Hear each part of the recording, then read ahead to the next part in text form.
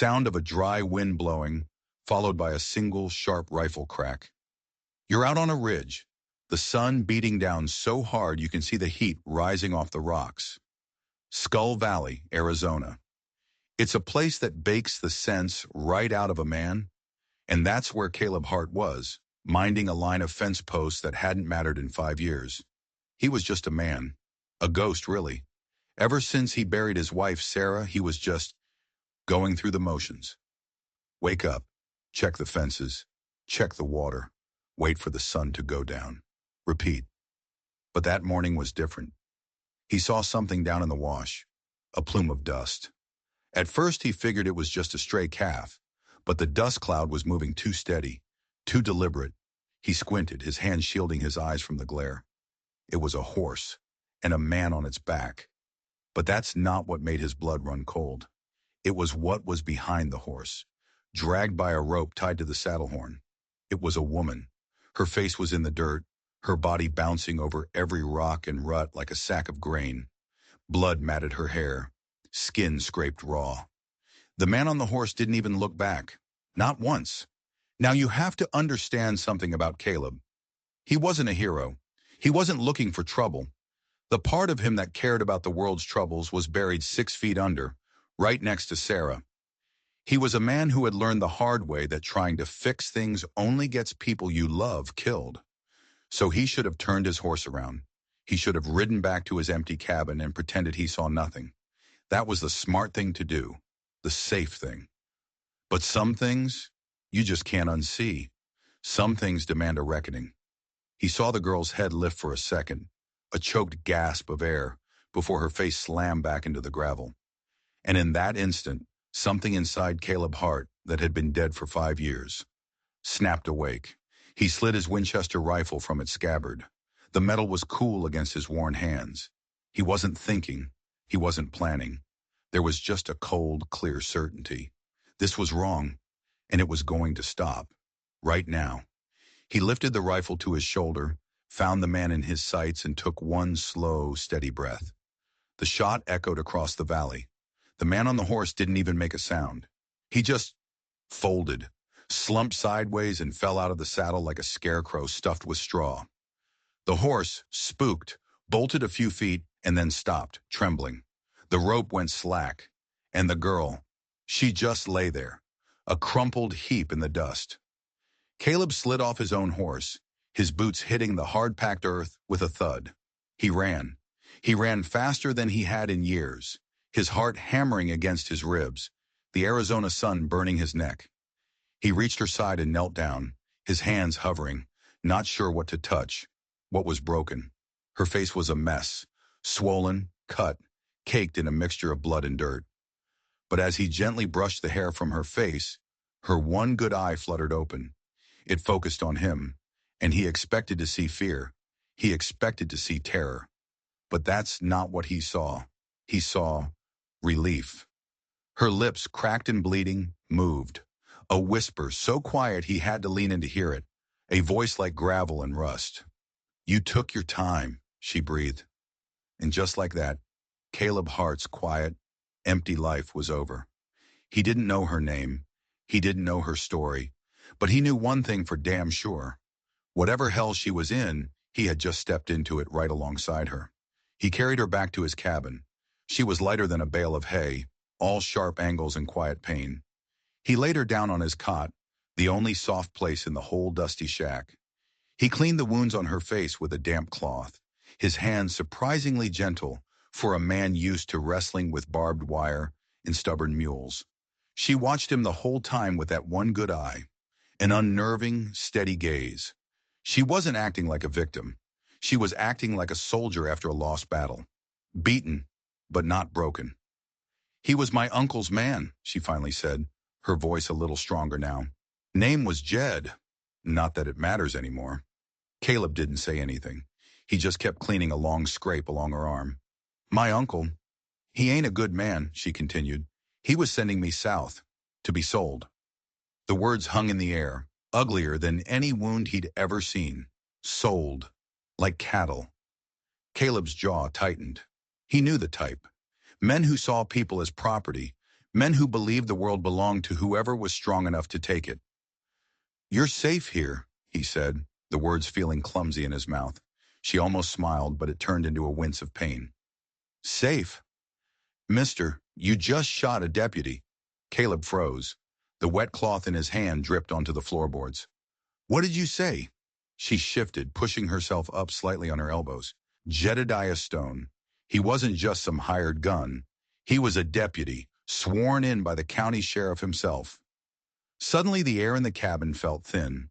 Caleb looked out the window at the endless expanse of rock and sun. He hadn't just saved a girl. He had shot a lawman. He wasn't a rescuer. In the eyes of the law, he was a cold-blooded killer, an outlaw. And the man Jedediah Stone worked for, her uncle, was Silas Thorne, the most powerful rancher in the county, a man who owned everything and everyone, including, it turned out, the sheriff, because the sheriff of Skull Valley was his brother, Sheriff Marcus Thorne. Caleb looked at the girl, whose name he now learned was Mara, and he saw the whole picture snap into focus. This wasn't some family squabble. This was a hornet's nest, and he'd just kicked it over with a rifle shot. "They'll come for you," Mara whispered. "For both of us." He knew she was right. They wouldn't come with questions. They would come with guns and a rope. He looked around his small, quiet cabin, the place that had been his sanctuary, his hiding place from the world. It was about to become a battleground. For the next 2 days, an uneasy silence settled over the cabin. Caleb patched up Mara's wounds, which were nasty but not life-threatening.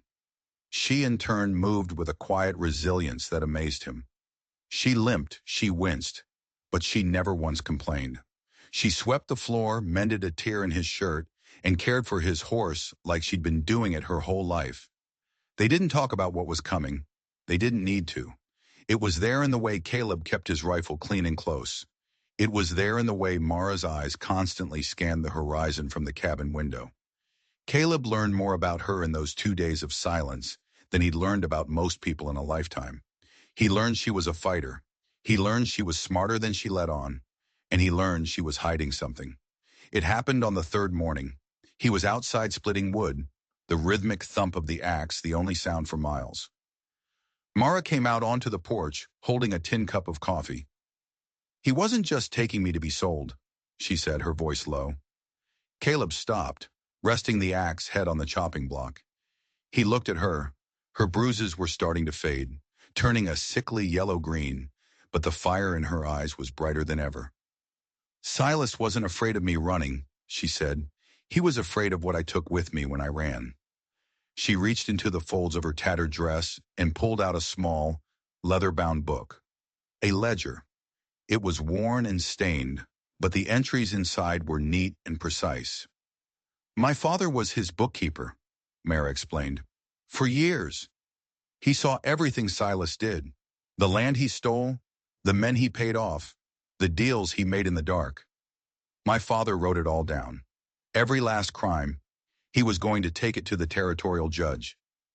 Caleb's blood ran cold. "What happened to him?" "What do you think?" Mara's voice was flat, devoid of emotion. "An accident.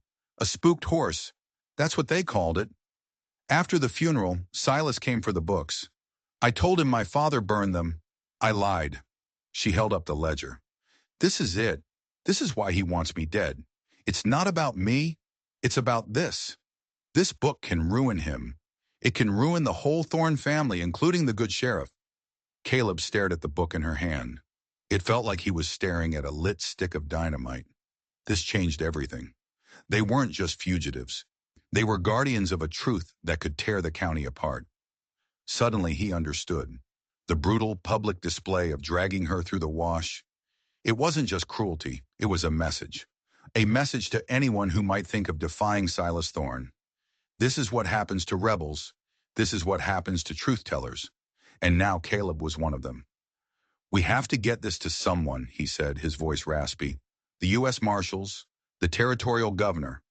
Mara shook her head, a bitter smile on her face. "Who do you think Silas pays off? Who do you think cashes his checks?" "We're on our own, Caleb. There's nobody coming to help." And as if on cue, a speck of dust appeared on the southern trail. A single rider moving not with the lazy pace of a traveler, but with the sharp, focused intent of a predator. He wasn't riding for the cabin, he was riding for them. The rider reined in his horse about 100 yards out, just sitting there in the saddle, watching the cabin. A long, patient silhouette against the blinding sun. He wore the unmistakable glint of a deputy's star on his vest. "That's Deputy Miller," Mara whispered from the doorway. "He's the worst of them, the sheriff's right hand." Caleb didn't pick up his rifle. Not yet. That would be an admission of guilt. Instead, he leaned his axe against the woodpile and walked out into the open, his hands loose at his sides. He walked until he was about 50 feet from the deputy. "Looking for something?" Caleb called out, his voice calm and even. Deputy Miller spat a stream of tobacco juice into the dust. His face was a roadmap of bad decisions, his eyes small and mean. "Looking for a man, Jedediah Stone, and the girl he was transporting." "Haven't seen either," Caleb said flatly. The lie felt heavy on his tongue. Miller's eyes narrowed, scanning Caleb from head to toe, then flicking to the cabin behind him. "That's funny, 'cause his horse turned up riderless about 5 miles east of here, and the trail leads right up this canyon, right to your front door." The air grew thick with unspoken threats. This was a dance Caleb knew well from a lifetime ago. A dance of words where one wrong step gets you killed. "Lot of trails out here, Deputy," Caleb said. "Easy to get turned around." Miller's gaze was hard as granite. He knew. He didn't have proof, but he knew. "Silas Thorne is offering a reward, a big one, for the safe return of his niece, and a bigger one for the man who shot his deputy." He paused, letting the words sink in. "Some might say a man living all alone out here could use that kind of money. Some might say a man is best off minding his own business." Caleb shot back. A slow, ugly smile spread across Miller's face. "Oh, this is my business. We'll be seeing you, Hart. Real soon." He didn't wait for a reply. He just wheeled his horse around and kicked it into a gallop, disappearing in a cloud of his own dust. Caleb stood there for a long moment, the sun beating down on him. The warning was clear. This wasn't an investigation anymore. It was a hunt, and they were the prey. He turned and walked back to the cabin. Mara was standing in the doorway, the ledger clutched to her chest like a shield. "He knows," she said. "Yeah," Caleb said, his gaze distant. "He knows." He walked past her, into the dim light of the cabin. He went to the old wooden chest at the foot of his cot, a place he hadn't opened in 5 years. The hinges groaned in protest as he lifted the lid. Inside, beneath a folded wool blanket, was a box of shells, a well-oiled Colt revolver in a worn leather holster, and a tarnished silver star, the star of a U.S. Marshal. Mara gasped. "You were a lawman?" Caleb picked up the star, the weight of it familiar and sickening in his palm. "A long time ago, before I learned that a badge doesn't stop bullets, and it doesn't bring back the dead."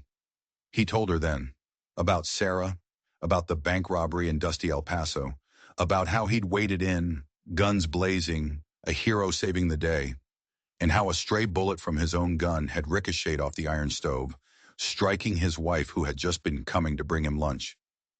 He'd killed the robbers, but he'd killed her too. He'd turned in his badge the next day and rode until he found the most forgotten corner of the world he could, a place to let his heart finish turning to stone. "I'm not that man anymore, Mara," he said, his voice thick with a pain he thought he'd buried. "I don't save people. I get them killed." Mara stepped closer. She looked at the star in his hand, then at his face, and for the first time she reached out and touched his arm. Her hand was small, but her grip was firm. "That man didn't run," she said quietly. "That man saw a girl being dragged to her death, and he didn't ride away. He didn't hide. He acted." She looked him straight in the eyes. "You buried the star, Caleb, but you didn't bury the man." Her words hit him harder than any bullet ever had. He looked down at the woman before him, bruised and battered but standing tall. He looked at the ledger in her hands, a testament to a truth worth dying for. And he looked at the tarnished star, a symbol of a life he'd thrown away. Maybe she was right. Maybe he'd been hiding, not healing. "They'll come back," he said, his voice gaining a new hardness. Thorne himself, probably. He won't send one man next time. He'll send an army. Then what do we do? She asked.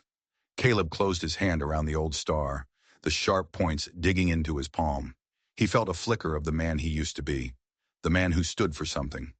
We don't run, he said, a grim finality in his voice. We don't hide. We get ready. They came at dawn, just as Caleb predicted. Not an army, not yet. 3 riders. They crested the ridge and paused, their figures dark against the rising sun. In the middle was a big man on a powerful black horse. Even from a distance, Caleb could feel the authority rolling off him. Sheriff Marcus Thorne. To his left was Deputy Miller. To his right, a hard-faced man Caleb didn't recognize. Mara stood beside Caleb on the porch. She held an old shotgun, her knuckles white. She wasn't trembling. Thorne and his men rode down slow, stopping just out of rifle range. The sheriff dismounted, his movements heavy and deliberate. He didn't look like a lawman. He looked like a hangman. "Caleb Hart!" His voice boomed across the clearing. It was a voice used to being obeyed. "I know you're in there, and I know you have my niece." Caleb stepped forward, off the porch. "She's not your property, Thorne. She's a free woman." The sheriff's face, already a thundercloud, darkened further. "You shot one of my deputies, Hart. That's a hanging offense in this county, but I'm a reasonable man. Send out the girl and turn over the man who killed Jedediah, and I'll see to it your trial is swift." The implication was clear. There would be no trial, just a rope. "The man who killed Jedediah is standing right here," Caleb called back, his voice ringing with a newfound steel. "But he's not the one on trial today." That's when Mara stepped forward, moving to stand beside Caleb in the open.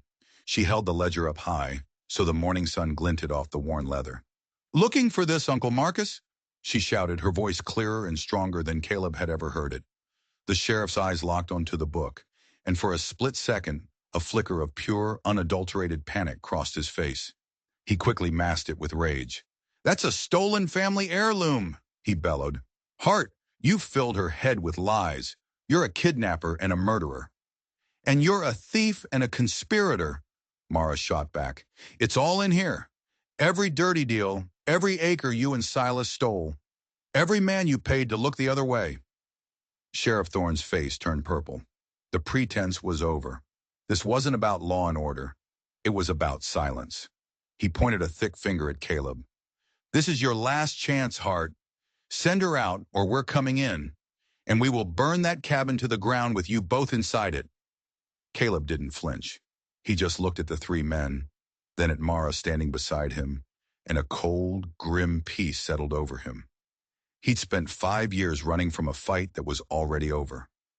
But this one was happening right now. And for the first time in a long, long time, he knew which side he was on. "You want her?" Caleb yelled back, his hand dropping to the butt of his Colt. "You want the book? Come and get them." The sheriff stared for a long, hate-filled moment. Then he turned, swung himself back onto his horse, and looked down at Caleb with eyes that promised death. "This ain't over," he snarled. "When I come back, I'm bringing hell with me." They turned as one and rode back over the ridge, leaving a cloud of dust and a suffocating silence behind them. Caleb looked at Mara. Her face was pale, but her chin was high. They hadn't won. They had just survived the first wave, and they both knew, with a certainty that chilled them to the bone, that the next time there would be no talking. The next time, there would only be gunfire. The rest of the day was a blur of frantic preparation. Caleb boarded up the windows, leaving small slits to shoot through. Mara filled every bucket and pot with water from the creek and gathered their meager food supplies.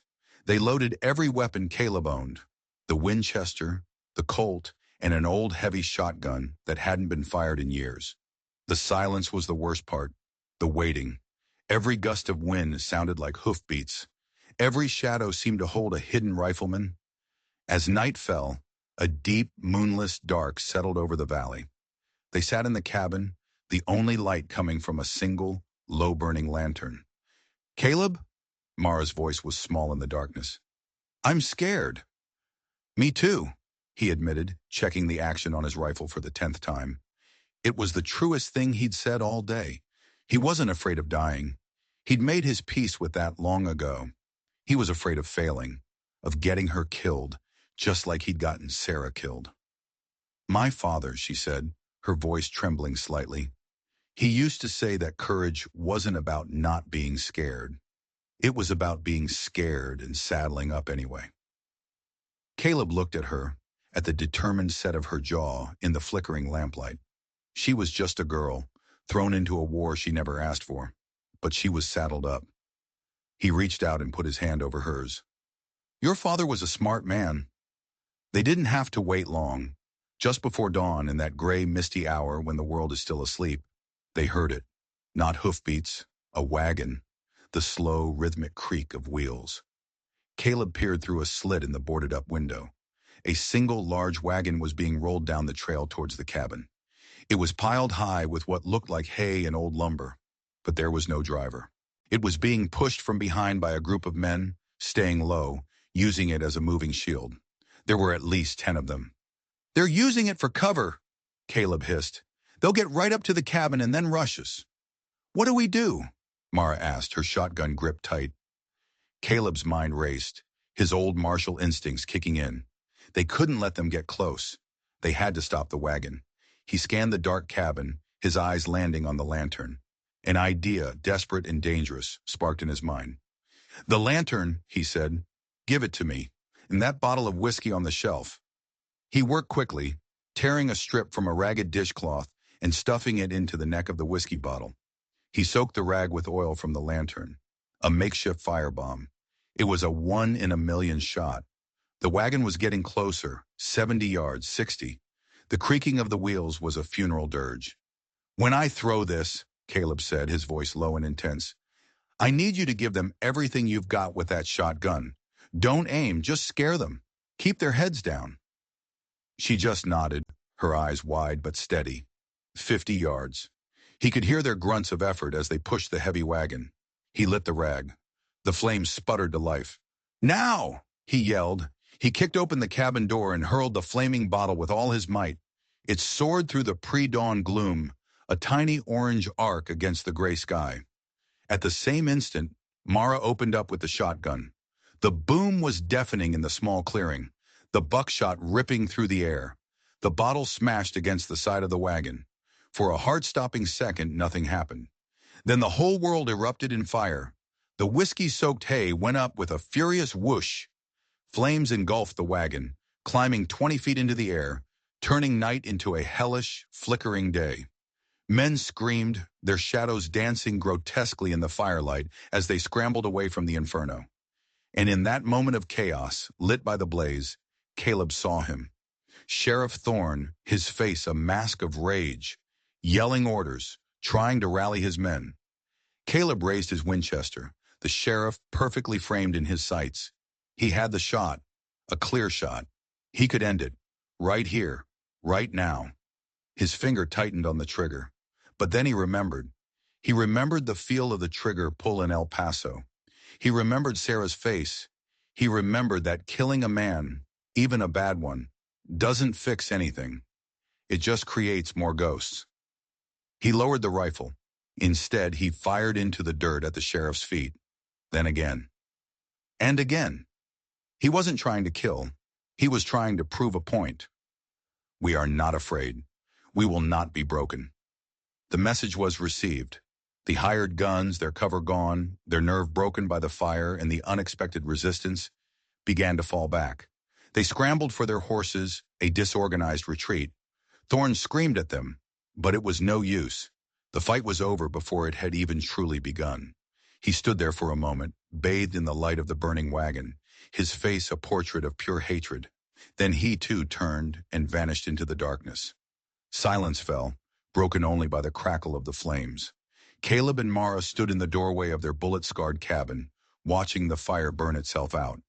They were alive. They had survived. But as the adrenaline faded, a cold reality set in. They had won the battle, but the war was far from over. They were trapped. They had limited food, limited water, and every hand in the county was now against them.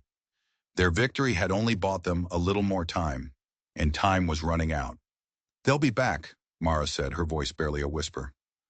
I know, Caleb replied, reloading his rifle. But this time, they'll just try to starve us out. Surround the cabin and wait. He was right. By midday, they could see them. Sentries posted on the ridges all around the cabin, just out of rifle range, pinning them down. They were prisoners in their own fortress. Days began to bleed into one another. The heat was oppressive. Their water supply dwindled. They rationed the food down to a few bites a day. The hope they had felt after the fire began to wither under the relentless Arizona sun. On the fourth day of the siege, Mara collapsed. Dehydration. Caleb caught her before she hit the floor, her body limp, her skin hot and dry. He carried her to the cot and gave her the last of their clean water, forcing her to drink, drop by precious drop. He watched her sleep, her breathing shallow and a despair colder than any winter night settled over him. He had failed. He had brought her here, made her a promise of safety, and now she was dying in his dusty cabin, surrounded by enemies. He had traded one slow death for another. He looked at the ledger, sitting on the small wooden table. The cause of all this. A book of truth that was going to get them both killed. He had to do something. He couldn't stay here and watch her die.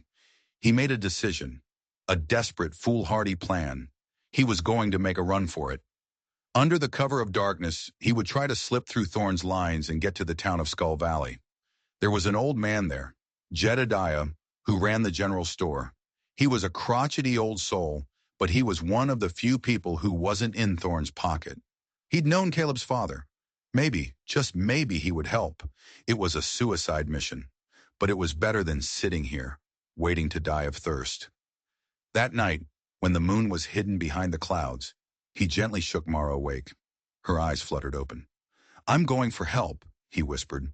Stay here. Barricade the door. Don't open it for anyone but me. She was too weak to argue. She just gripped his hand. Be careful, Caleb. He slipped out of the cabin like a ghost, his Colt in his hand, his body low to the ground. He moved from rock to shadow, his senses on fire. He could hear the low murmur of the sentries, see the faint glow of their cigarettes in the dark. He crawled on his belly through gravel and cactus, every nerve screaming. It took him nearly 2 hours to cover a quarter mile. He was almost past the main cordon when he heard it. A twig snap. He froze. A voice cut through the darkness, lazy and bored. Hear that? Probably just a coyote, another voice answered. Sounded closer. A beam of light from a lantern cut through the night, sweeping back and forth across the rocks. Caleb pressed himself into the dirt, trying to will himself invisible. The beam swept past him, then came back. It stopped, illuminating his boot. Well, well, the first voice said. Look what we got here. Caleb didn't hesitate. He sprang to his feet, firing his Colt into the darkness toward the voices. He didn't wait to see if he hit anything. He just ran. He ran blindly, crashing through brush, rocks tearing at his clothes. Shouts erupted behind him. More gunshots. Bullets whizzed past his head, smacking into the rocks around him. He was a moving target in the dark, and pure blind luck was all he had. A searing pain shot through his left arm. He'd been hit. He stumbled but forced himself to keep going, adrenaline and fear numbing the pain. He ran until his lungs burned and his vision swam, until the sounds of pursuit faded behind him. He finally collapsed at the edge of a deep ravine, his arm on fire, his body screaming in protest. He had made it through the line. He was free, but he was wounded, miles from town, and he had left Mara alone and defenseless back at the cabin.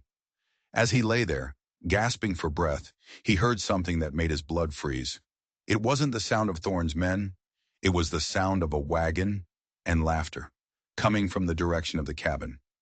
He dragged himself to the edge of the ravine and looked down. On the trail below, lit by torches, was Sheriff Thorne and his men. They weren't chasing him. They were leaving. And in the back of the wagon, tied up but defiant, was Mara.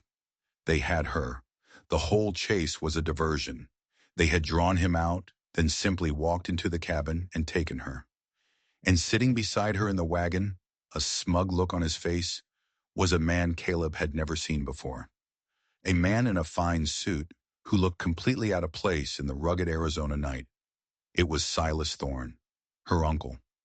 Silas leaned over to Mara and said something Caleb couldn't hear, but he saw Mara spit in her uncle's face. Silas calmly wiped his cheek, then backhanded her across the face so hard her head snapped back. A primal rage, white-hot and absolute, surged through Caleb. He raised his Colt, his hands shaking not from the wound, but from fury. He could fire. He might hit one of them, but they would kill her in an instant. He was helpless.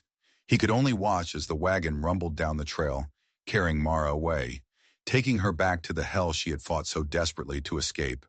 He had failed, utterly and completely. Caleb lay in the dust, his arm throbbing, his heart a cold, dead stone in his chest. He watched the torchlight disappear, leaving him alone in the darkness, with nothing but his failure and his pain. He had played their game, and they had outsmarted him at every turn. He was broken, ready to give up, to just lie there and let the desert claim him. But then he remembered her voice. You didn't bury the man. He remembered the fire in her eyes as she stood up to the sheriff. I'm meant to be exactly where I choose. She hadn't given up. Not even now, tied in the back of that wagon. She was a fighter. How could he do any less? He gritted his teeth against the pain and used his good arm to tear a strip from his shirt, fashioning a crude sling. He had to get to town. He had to get to Jedediah's store. It wasn't just about the ledger anymore. It was about her. The journey was a nightmare. Every step sent a jolt of agony up his arm. He stumbled through the dark, half delirious from pain and blood loss. But the image of Mara's defiant face burned in his mind, fueling him, driving him forward. He reached Skull Valley just as the first hint of dawn was painting the eastern sky. The town was little more than a single dusty street lined with wooden storefronts. Most of them were dark, but a single light burned in the window of the general store. He staggered to the door and pounded on it with his good hand. After a long moment, the door creaked open. An old man with a face like a dried apple and a shotgun in his hands peered out. It was Jedediah. Hart? The old man grunted, his eyes widening as he took in Caleb's condition. What in God's name happened to you? You look like you wrestled a mountain lion and lost. Thorn! Caleb gasped, leaning against the doorframe. He has Mara. Jedediah quickly pulled him inside and bolted the door. I heard. His men rode through an hour ago, took her to the old abandoned silver mine up in the canyons, the one his family owns. The old man helped Caleb to a chair and began tending to his wound. It was a clean shot, straight through the fleshy part of his arm. It hurt like hell, but it could have been much worse. They've got her, Jedediah, Caleb said, his voice ragged. They're going to kill her. Not yet, they ain't, the old man said, tightening a bandage. Silas needs something from her first. The ledger ain't written plain. It's coded. Her father taught her the key. Without her, it's just a book of gibberish. Silas is up at that mine right now trying to force it out of her. A sliver of hope cut through Caleb's despair. She was still alive. There was still time. I'm going after her, Caleb said, trying to stand. Jedediah pushed him back down. Don't be a fool, boy. You'll be dead before you get within a mile of that mine. Thorne's got a dozen men up there. Then I'll die trying, Caleb growled. I'm not leaving her there. The old man looked at Caleb, a long, appraising stare. He saw the desperation, but he also saw the iron resolve beneath it. He sighed, a sound like dry leaves skittering across pavement. You always were as stubborn as your father, he muttered. He walked to the back of the store and came back with a heavy canvas sack. He dumped the contents on the counter. Sticks of dynamite. The Thorns think they own this valley, Jedediah said, his voice low and hard. They've bled it dry for 20 years. They foreclosed on my brother's farm, drove him to an early grave. I ain't the only one with a score to settle. Folks are scared, but they're angry too. He looked Caleb dead in the eye. You give them something to fight for, you give them a chance, and they'll fight. But you can't go in there like a bull in a china shop. You need a plan. And so, in the back room of a dusty general store, with the smell of coffee beans and gunpowder in the air, a new plan was born. Not a plan of defense, but a plan of attack. A plan to use the Thorn brothers' own greed against them. Jedediah knew the mines like the back of his hand. He knew the secondary shafts, the ventilation tunnels that the Thorns had long since forgotten about. They'll be guarding the main entrance, the old man explained, drawing a crude map on a piece of butcher paper. But there's an old air shaft up on the west ridge. It's a tight squeeze, but it'll drop you right into the heart of the mine, well behind their lines. The plan was simple and insane. Caleb would sneak in through the air shaft. Jedediah, meanwhile, would ride out and gather a few good men he could trust. Not an army, just a handful of ranchers and farmers who had been wronged by the Thorns. Caleb's job was to create a diversion, a big one, using the dynamite. While Thorn's men were distracted by the chaos inside the mine, Jedediah and his small posse would hit them from the front. "It's a long shot, Caleb," Jedediah said, handing him the sack of dynamite and a revolver. "It's the only shot we've got," Caleb replied. He slipped out the back of the store and made his way to the edge of town, his body aching, but his purpose clear. He was no longer running. He was no longer hiding. He was the reckoning that the Thorn brothers had brought upon themselves. The climb up the west ridge was brutal. His arm was a constant, throbbing agony. But he kept going, pulling himself up rock by rock, the image of Mara's face his only motivation. He found the air shaft, just as Jedediah had described. A dark, narrow hole in the side of the mountain, covered by a rusty iron grate. He pried it open and peered into the abyss. It was a straight drop into pitch-black darkness. He took a deep breath, said a silent prayer, and lowered himself into the hole. The shaft was tight, scraping his shoulders as he slid down. He used his boots to control his descent, his heart pounding in his ears. After what felt like an eternity, his feet hit solid ground. He was inside. He lit a small match. He was in a narrow tunnel. He could hear the distant echo of voices deeper in the mine. He pulled out Jedediah's map and got his bearings. He was in the old, unstable section of the mine. Perfect.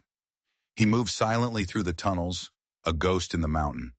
He began to place the dynamite charges, setting the fuses, working with a cold, methodical precision.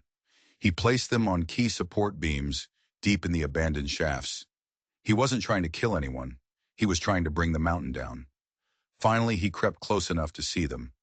In a large cavern lit by lanterns, Silas and Sheriff Thorne stood over Mara, who was tied to a chair. Her face was bruised, but her eyes were still full of fire.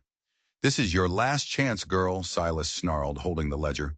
"Give me the key, or I'll let my brother and his men show you what real pain is." "Go to hell," Mara spat.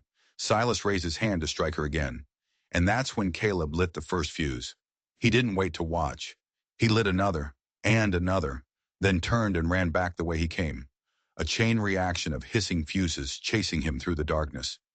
The first explosion was a deep, rumbling boom that shook the very foundations of the mountain. It was followed by another and another. The ground bucked. Rocks and dust rained down from the ceiling. The sounds of shouting and panic echoed from the main cavern. Caleb scrambled back towards the air shaft as the tunnel behind him began to collapse. Just as he reached it, he heard gunfire from outside. Jedediah and his men had arrived. The plan was working. He clambered up the rope he'd left dangling and hauled himself out into the clean night air, gasping for breath. The main entrance to the mine was chaos. Thorne's men were caught between a collapsing mine behind them and Jedediah's posse in front of them. They were trapped. Some threw down their guns and surrendered. Others tried to fight, but they were disorganized, terrified. Caleb watched for a moment, then slid down the ridge, his eyes locked on the mine entrance. He saw Sheriff Thorne emerge from the dust and smoke, dragging a deputy with him. But Silas was nowhere to be seen. Caleb realized with a jolt of horror. Silas wouldn't run. Not without the ledger or without silencing Mara for good. He was still in there. Without a second thought, Caleb plunged back into the choking dust of the collapsing mine. He found them in the main cavern, which was miraculously still standing, though support beams were cracking all around them. Silas had a knife to Mara's throat, the ledger clutched in his other hand. "Stay back, Hart!" he screamed, his eyes wild with panic. "Or she dies!" The ground shook again. A huge beam overhead groaned, splintering. "Let her go, Silas," Caleb said, his voice calm, his revolver steady in his hand. "It's over. There's no way out." "There's always a way out," Silas shrieked, Pressing the knife harder against Mara's skin, a thin line of red appeared on her throat. Caleb knew he couldn't risk a shot. He had to do something else. He saw the lantern at Silas's feet, its flame flickering wildly, and next to it, a small puddle of kerosene that had leaked from it. He aimed his gun, not at Silas, but at the rock floor, right next to the lantern. He fired. The bullet struck the rock, sending a shower of sparks into the kerosene. The puddle ignited with a flash, the flames instantly leaping up Silas's trousers. He screamed, a high, piercing shriek of agony and surprise, and instinctively let go of Mara to beat at the flames. That was the opening Caleb needed. He lunged forward, tackling Silas to the ground, away from Mara. He brought the butt of his revolver down hard on the man's temple. Silas went limp. Caleb scrambled to Mara, cutting her bonds with Silas's own knife. "Are you okay?" She nodded, rubbing her wrists, her eyes never leaving his. "I knew you'd come back." The groan from the beam overhead turned into a loud crack. The whole cavern was coming down. "We have to go, now!" Caleb yelled. He grabbed her hand and they ran, stumbling through the dust and debris as the mountain crumbled around them. They burst out of the mine entrance just as the entire cavern behind them collapsed with a deafening roar, sealing the mine forever. Outside, the fighting was over. Jedediah and his men had Thorne's deputies rounded up. Sheriff Thorne himself was on his knees, his face a mask of defeat, his corrupt reign finally at an end. Caleb and Mara stood there covered in dust, breathing in the free night air. They had done it.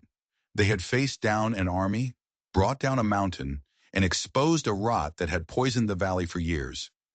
The territorial judge, alerted by a telegraph from Jedediah, arrived a few days later. The ledger, which Caleb had retrieved from the unconscious Silas, told him everything he needed to know. The Thorne Empire crumbled. Their land was seized, their cronies arrested. A new era was dawning for Skull Valley. Caleb was cleared of all charges. In fact, they offered him his star back, offered him the job of sheriff. He looked at the star they placed in his palm. It was polished now, shining bright. He looked over at Mara, who was watching him, a small smile on her face, and he knew with a certainty that filled his entire being what he had to do. He closed his hand over the star and walked over to her. "I'm done being a lawman," he said quietly, his eyes holding hers. "I'm done with ghosts. I think I'd rather just be a man who mends fences and checks the waterline." "And what about this?" she asked, gently touching the fresh bandage on his arm. "Are you done saving people?" Caleb looked at their bullet-scarred cabin, which they had already started to rebuild. He looked at the valley, now free and full of promise, and he looked at her. "No," he said, a slow smile spreading across his face. "I'm not done with that. Not by a long shot." They stood there as the sun set, painting the Arizona sky in hues of orange and purple. They hadn't found peace, they had built it, with their own two hands, nail by nail, bullet by bullet, on scorched earth.